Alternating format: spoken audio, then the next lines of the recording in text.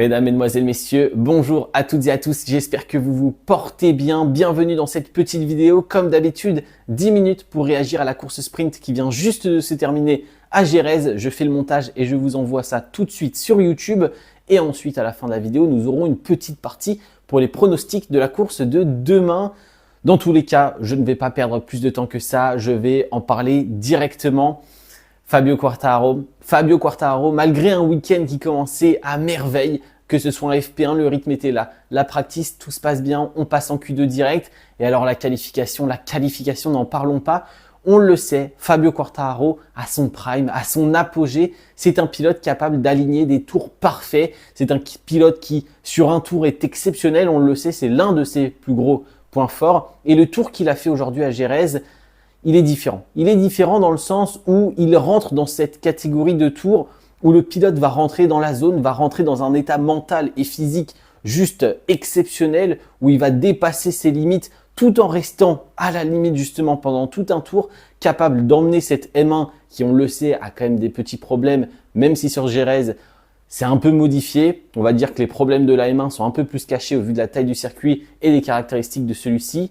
Mais honnêtement, Fabio Quartararo, il nous sort un tour. Allez regarder les on-board, allez regarder le tour en replay, allez regarder tout ce que vous pouvez sur ce tour. C'est vraiment une masterclass en termes de pilotage. Ça me fait penser à des tours comme celui de Francesco Bagnaia à Sepang l'année dernière. C'est vraiment des pilotes qui sortent une prestation qu'on ne pouvait pas imaginer. Malheureusement, après, on a bien sûr cette petite chute en course sprint.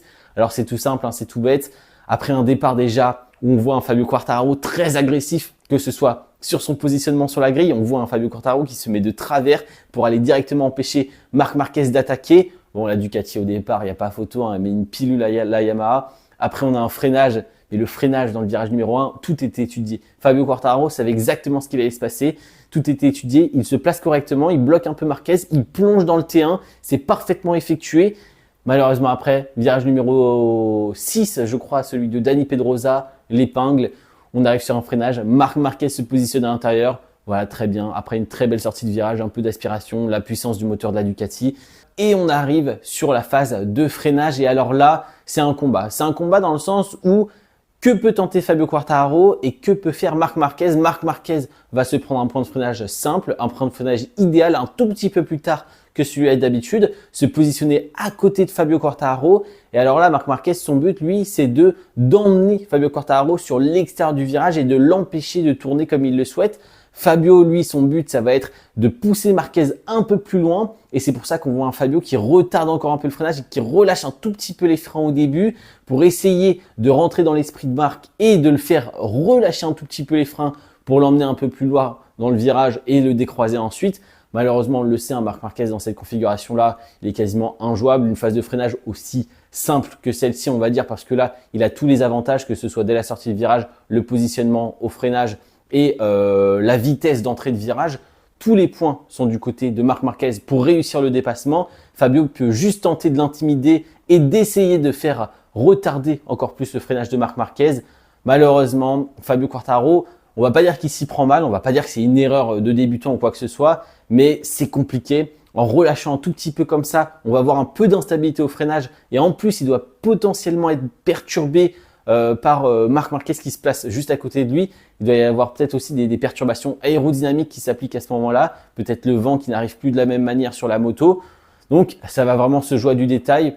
On arrive sur la phase de freinage, l'entrée de virage. Fabio Quartararo qui se retrouve totalement hors trajectoire avec beaucoup avec beaucoup de vitesse d'entrée de virage.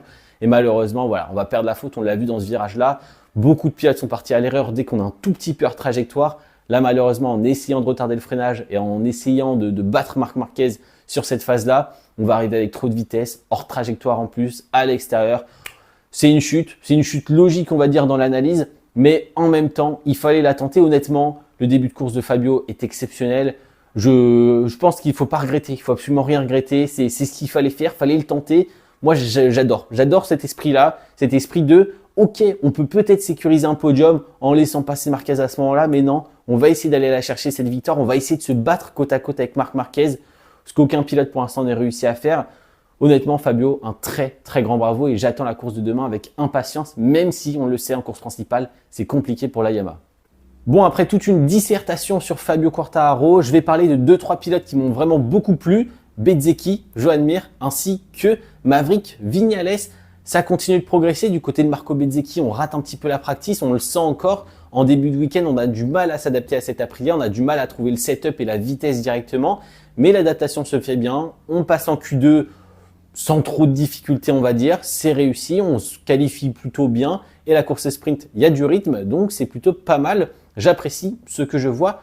Côté Joan Mir, on l'a vu, c'est un pilote qui a de la vitesse depuis le début, qui a la même vitesse à peu près que Johann Zarco. Ce qui lui manque, c'est de la régularité. Zarco a peut-être un peu plus de facilité aussi à créer ce coup d'éclat. On va dire, on allait chercher une très belle qualif, un très bon résultat en course. Mais encore une fois, on le voit, Joan Mir a de la vitesse sur tout le week-end. Et comme à Austin, par exemple, il est capable de battre Johann Zarco à la régulière. Et cette fois-ci, ça a été fait. Johann Zarco qui partira à la faute un petit peu derrière Brad Binder, voilà. Je pense que c'est aussi un petit manque de vitesse en général sur le week-end. Un peu de bataille avec Binder, le pneu avant, l'aéro, tout ça, ça n'a pas dû aider. Petite chute aussi pour Johann Zarco et pour Jack Miller. Mais ça, c'est pas très grave. Et Maverick Viñales qui continue sur sa bonne lancée. Donc si Viñales n'a pas réussi à battre les Ducati et que Quartararo n'a pas réussi à battre les Ducati, on se retrouve avec un top 6 full Ducati. Voilà, bravo Ducati, les 6 pilotes ont été exceptionnels. J'en reparlerai lundi dans le BRK parce qu'il y a des choses à dire, on ne va pas se mentir, que ce soit du côté de chez Ducati ou des autres constructeurs. Mais cette course sprint était plutôt pas mal et on a un gros gap entre la première et la 9e position. On a déjà une dizaine de secondes et après on prend 2-3 secondes pour Acosta, Ogura et Binder. C'était pas facile aujourd'hui. Bon allez, il me reste un petit peu de temps encore et je vais parler pas forcément de la course parce qu'on a un peu tout dit. Les pilotes de devant chez Ducati, on a un DJ Antonio un peu bloqué derrière Fermin Aldeguer en début de course. Le pneu avant qui doit chauffer un petit peu, ça doit être un peu compliqué pour DJ qui manquait un peu de rythme aussi depuis le début du week-end. Francesco Bagnaia, c'est pas facile de se battre pour le podium en sprint quand on prend 1 seconde 5 au premier tour par les leaders. Encore une fois, ce manque de confiance sur le train avant, sur les phases de freinage et les entrées de virage avec cette configuration en course sprint. On a vu du travail cependant le vendredi sur ce setup de course sprint. Donc il y a du positif, il y a du progrès et ça c'est une bonne nouvelle pour l'Italien qui va continuer d'augmenter sa vitesse au fur et à mesure de la saison. Il ne faut pas que ça arrive trop tard non plus. Et concernant les 2 leaders, que ce soit Alex Marquez qui a eu un samedi quand même pas facile avec des chutes, avec du rythme qui n'était pas forcément là, un setup qui n'a pas pu être travaillé comme il le souhaitait, et un Marc Marquez, bon, qui est exceptionnel.